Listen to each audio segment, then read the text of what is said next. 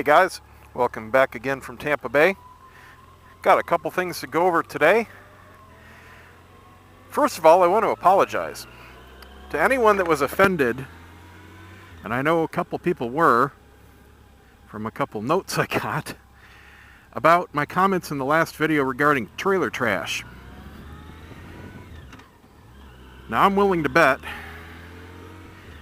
that nobody watching this right now is what's called trailer trash around here. I do apologize for you being offended, but I want to show you a couple things here, and I'm also willing to bet that anyone that was offended is probably going to agree with me once you see what I'm talking about. Now we've got two things around here in this area of Florida, pretty much anywhere in central to southern Florida. You know, there's a lot of mobile homes, what are called trailers. I mean, some are huge. Some are way bigger than my house. Especially the double wides, the pre-manufactured. They are damn nice inside, I'll tell you what. The resale's not great, but if you're looking for something to retire in, awesome deals. Nice signal, dude. And none of that stuff is what I was talking about when I said trailer trash. When I was talking about the crime around that Walmart, when I was talking about the people that frequent it and the people that are living over there specifically, but in any of the really scummy low-class trailer parks. So let me, ooh, wow. That guy is belching smoke from underneath the car, man. He is burning something. It's not coming from the exhaust. He's got a big exhaust leak up the pipe somewhere. It stinks. I'm gonna let him get ahead a bit. Ooh, potent. As I was saying, let me show you the difference between the two here. Now we have a ton of mobile home communities. Here's the closest one to my house, as you can see.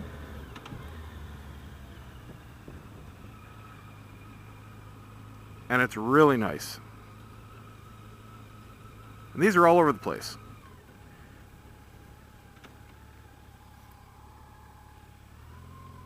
Awesome places. A lot of them are 55 and up. But the cool thing is, even when they're deed restricted like that, they passed a law where even the 55 and up have to have a certain percentage of not 55 and up. So there are vacancies sometimes for these really nice mobile homes to get into. Anybody can. And they're steals. I mean, you could pick these up. Of course, you're paying rent on the lot, but you can pick them up. I mean, look at this. It's beautiful. Lots of space inside. Huge kitchens. I mean, 4 or 5 times the size of mine, I'll tell you that much. Nice quiet communities, nice looking lawns, way better than mine. Upkeep's great, quiet neighbors. You know, there's just, there's no downside, except if a hurricane comes through. But you know what, they don't really come through this area that much. I wouldn't worry about it. We don't get tornadoes hardly ever. And like I said, if you're not worried about the resale, there's one for sale right there. They're good deals. So this is a mobile home community or mobile home park. This is not a trailer park. I mean, technically it is, but it's not what anybody around here calls a trailer park. So when I was talking about it, this is not what I'm talking about.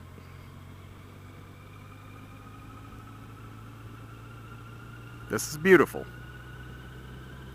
Now I'm going to head over and I'll show you a trailer park where trailer trash lives.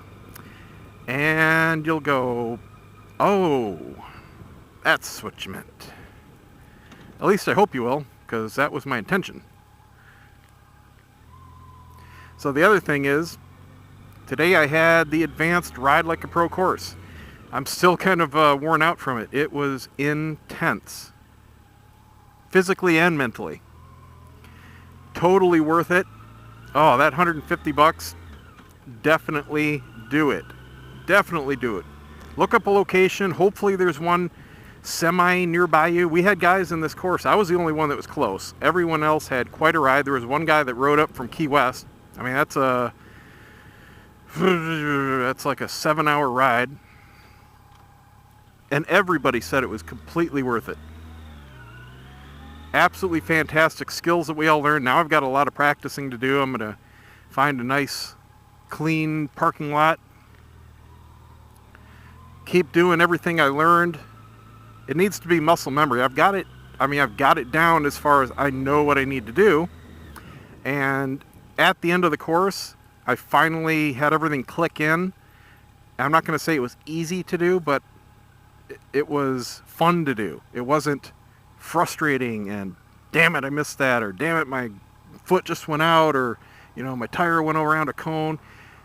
I was finally doing everything the way it was supposed to be done. I was still thinking about it, but I was doing it. I mean, it was really cool. So let me recap the class for you. I'll go down near that Walmart again and show you what's around there. Show you what I call, what everyone around here calls, trailer parks. So I get to the class about 8:30, half an hour before it begins. There's some paperwork we had to do, just a little short waiver. Nothing unexpected there. There were 8 guys total in the class. 5 of them were Harleys. 4 of those Harleys were pretty new. 1 Honda Cruiser and 1 Yamaha Cruiser, and then me on the FJR. And so we're rolling in. I got there mid-pack. The rest of the guys rolling up as I was, taking off my gear, just kind of settling in. And the instructor comes up, Motorman. He says, "That's your bike?" I said, "Yep." He's like, "Those cases come off pretty easily?" I said, "Yeah, come right off." He says, "I'd take them off if I were you." Totally straight-faced. I think I probably turned pale, because my biggest fear going into the class was dropping the bike, because I know exactly from prior experience how expensive it is to drop this bike, even not moving, which is what I've done twice. It's not fun. It's your whole insurance deductible and then another couple grand. So, yeah, great vote of confidence there. But you know what? He wasn't kidding. It was a completely legit comment, unfortunately. No, I didn't crash, but just about everybody else did. So I take the cases off, and man, everybody is in this right lane, just trying to turn out. So class starts, and the first thing we do is just a real basic thing. He's getting a feel for everybody's general skill, just working the controls. I mean, just finding out where everybody's friction zone is, and if you know how to ride slowly at all. So we just do a slow race down one end of the parking lot. It's in a real nice, completely flat, unobstructed high school parking lot. Great area to do it in. Fresh paint and everything. And no one really had a problem with that. A couple people didn't have their clutch adjusted quite right, so he did that for them. Made it a lot easier for them. Then we started off with the first exercise, just learning how to weave. And for some people, it was like the first time they ever had to weave. And for other people, it was learning how to really start to lean the bike. That was the case for me. And it was basically learning the response of the bike between speed and lean angle, what your minimums and maximums can be. And I wasn't trying to scrape the pegs or anything, but it was trying to get your bike to make very big S-curves. You weren't trying to go through it as fast as possible. You're just weaving back and forth between cones, and they were probably 8 feet apart. So, a car length or so, and we're just going 5-6 miles an hour and weaving big S-curves between these little cones. And the point was to make exaggerated turns and get used to putting the bike on its side when you do any kind of low-speed maneuvers. And most people had a huge problem with that because they would try to stay upright and they would just, snake little tiny bit instead of making big exaggerated turns because they would not be going fast enough. So it was learning that you had to give it speed. And once you did that, it was very stable, even doing the big, exaggerated S-curves. All you needed is more speed.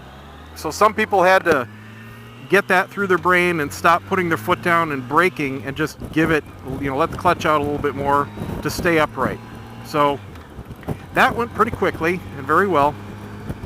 Then they added in a U-turn. So we would do the weaving, and then at the end of the weaving, they gave us a nice big area to start doing left-hand U-turns. And then they would slowly have you decrease the radius. Now, it never got small at that point. I mean, that was the point where 2 people crashed their bike. Just trying the U-turns. I mean, it was a 28-foot circle, so, basically 3 lanes. 3 lanes of this road here. And some people were crashing it just trying to do that. Not faulting them for it. I mean, there's pressure to perform. So all these exercises would be repeated maximum of 3 or 4 times to loop through it, because we only had 4 hours. We took 2 breaks for about 15 minutes apiece, get some water and stuff like that. Perfect time. I mean, I don't think anyone really wanted to go more than the 4 hours we did, because at the end, I was the only one in gear. I have to say, everyone else was t-shirts. So I was hot as hell. My helmet was, and I was the only one in a regular full helmet, it was soaking wet. I've had it at home with a fan blowing in it to dry it out for the last 2 hours. So I'm back on the road now, obviously. It's 4 in the afternoon. I got home about 1:30. It was just, you could wring it out. And you could wring everything out I was wearing. So it was hot. Luckily, there was some cloud cover for most of it, though. So we go through all these exercises 3 or 4 times, and then we move on to something more difficult. And it was really cool because it was a progression of different difficulty stuff, and then it was combinations of stuff, and then he'd try to mix it up.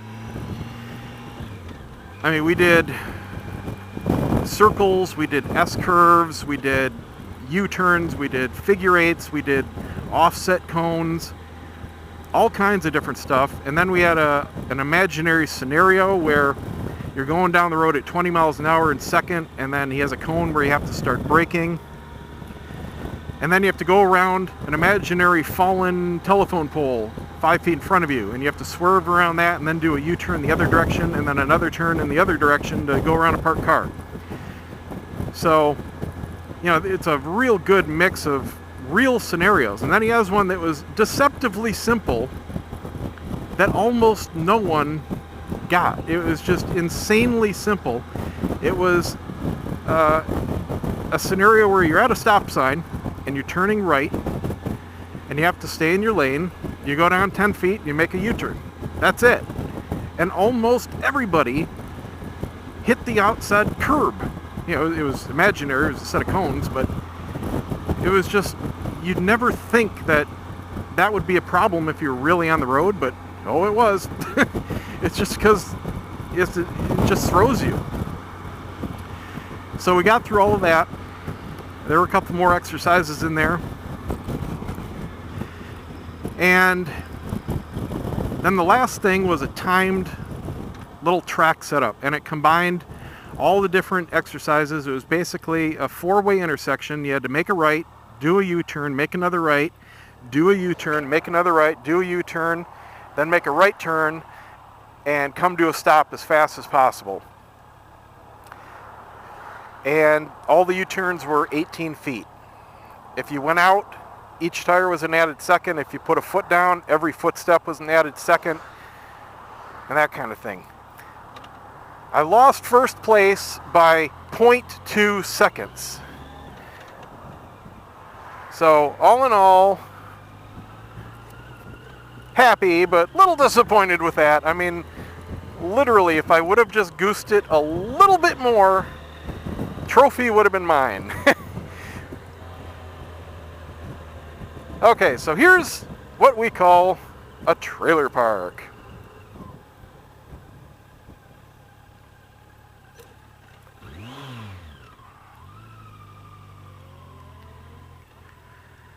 This is trash. This is where you find drug busts, prostitution, meth labs, stolen vehicles, stolen goods, lots of pot dealing,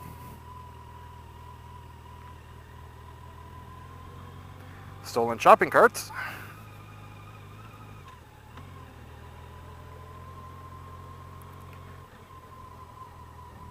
this is trailer trash.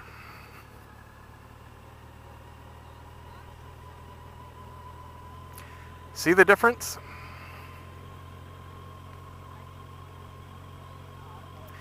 This is where the average person has about 20% of their teeth. And I don't know if you could see it on camera, but those people were a good example.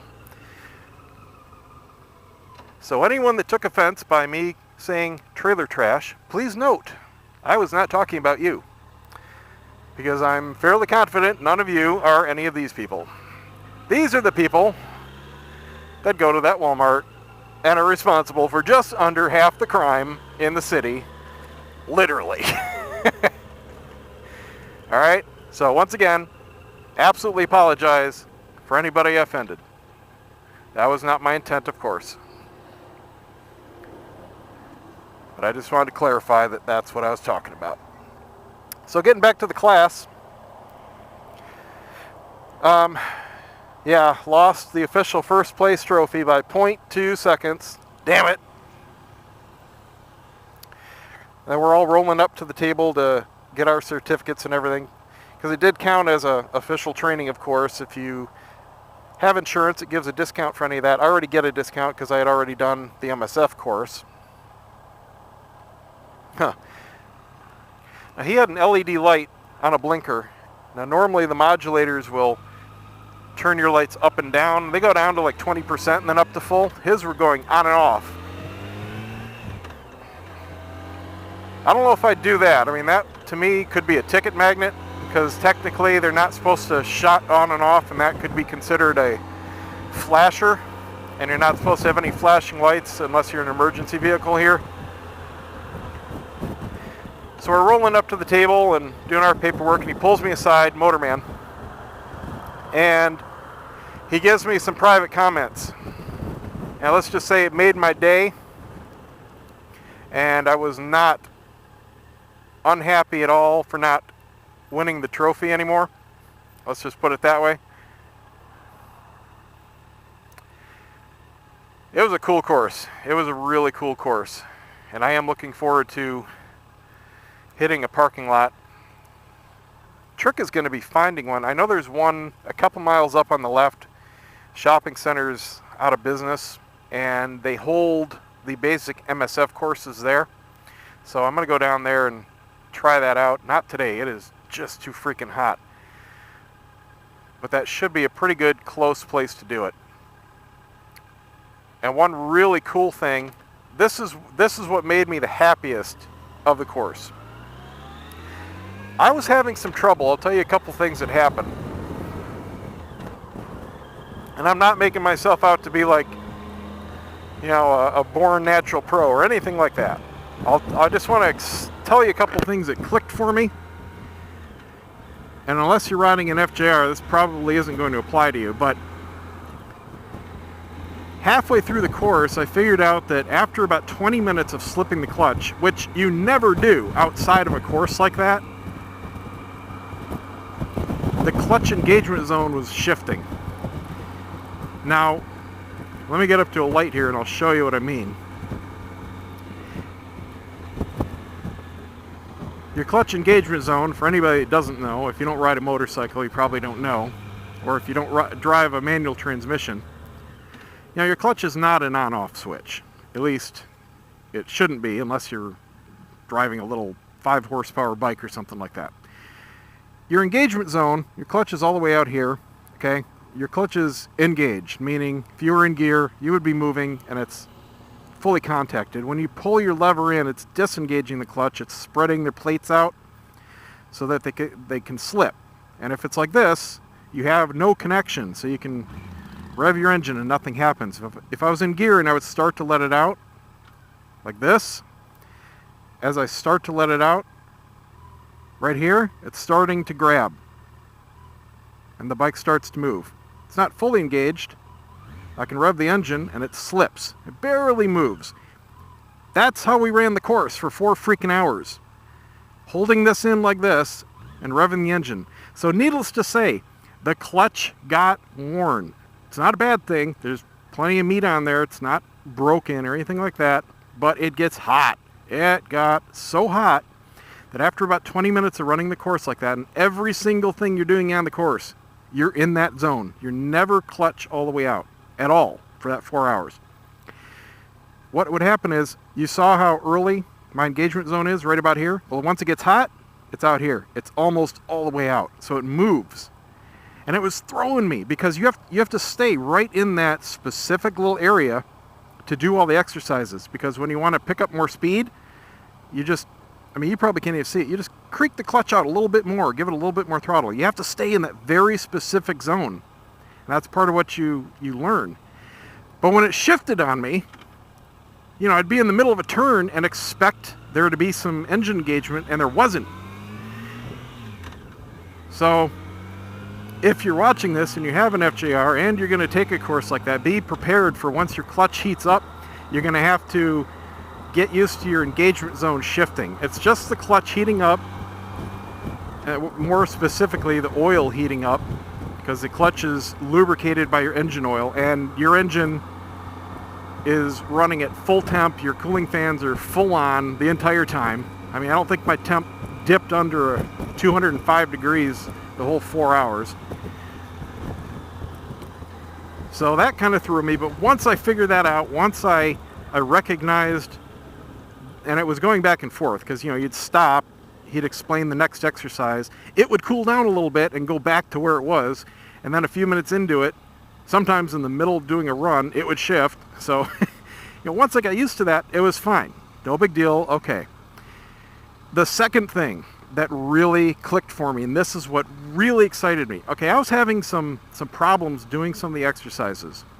I couldn't quite get my turns as sharp as I knew they could be. I just couldn't figure it out. I couldn't figure out if I was, you know, just not doing the clutch right, not doing the throttle right. I wasn't using my rear brake at all. He told us at the beginning of the course that you should be using your clutch, throttle, and rear brake, but the better riders, after you learn everything, should try to not use the brake. I just didn't use the brake from the start. I never really used it in low-speed maneuvering to begin with, so didn't even try. So I did the whole thing the whole day without any rear brake. And I'll tell you, on the FJR, no problem with that whatsoever. It's probably needed on some other bikes more than this, but I'll tell you, you don't need it on this, trust me. No problem at all, just using clutch and throttle. Now the big thing I found out was it was a mental block, and when you're doing the extremely tight maneuvers, you have to turn your handlebars full lock to lock, meaning it can't turn anymore. You know, it's simply turned all the way. And the bike, when you lean it over extremely like that, it will naturally pull your handlebars over. However, it only does about 90% of the way. That last 5 to 10 degrees of moving your bars, it doesn't do on its own. And I just had this mental block. I was simply scared. Come on, dude, get off your phone, you're a cop. Don't want to blow my horn at him. I just had this mental block because I was scared to go all the way lock to lock. So I was leaving that last little bit. And that made all the difference in the world. And the last 20 minutes of the class, I got over that fear and I pushed the bars that last little bit. That's what you have to do. It's weird. You have to physically push them to hit the lock on this bike. When you flop the bike over, say you're doing a U-turn and you flop the bike over, they will not go completely to the lock. You have to physically push it that extra little bit, and that just made it a world of difference. I was doing 17-foot circles both ways, no sweat. I can do a U-turn in this road, no sweat, and have a couple feet to clear. Full lock to lock, leaned over, 5 miles an hour, no problem. Once that just clicked in my head, oh, everything was better. I could do the offset cones inside the gate cones. I didn't even have to go through the gates. I was doing them with a foot to spare. I was surprised how maneuverable this FJR is once you actually go lock to lock. So that was my big thing, and I told him afterwards, because he was telling me, you know, go tighter, go tighter. He pulled 3 of us out of the last exercise to work on another advanced exercise, just 3 of us out of the class. So we're doing this, and I just couldn't do it. And I was like, what the hell am I doing wrong? And then it clicked. And after the class, I told him exactly what it was. He's like, oh, okay, cool. Yeah, glad you found it. You know, so just in case he finds anybody else with an FJR that all of a sudden starts swinging wide, he can tell them, push it lock to lock. You know, it's not like the cruisers where you flop it over and, man, those bars just snap lock to lock, no problem. You don't have to do anything. Not the case with the FJR.